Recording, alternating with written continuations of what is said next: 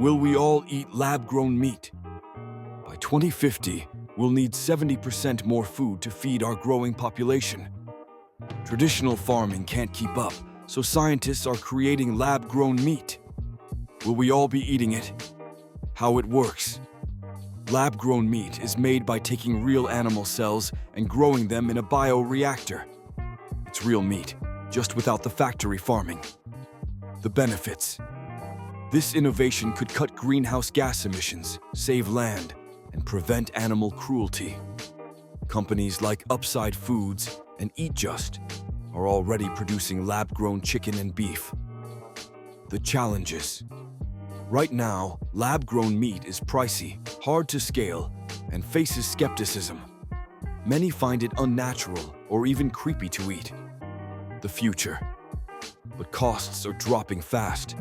Experts predict lab-grown meat could be cheaper than traditional meat in just 10 years. Imagine fast food chains serving lab-grown burgers.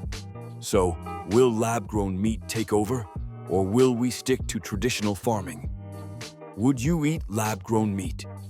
Comment below and subscribe to Incognito Future Lab for more insights into the future of food and technology.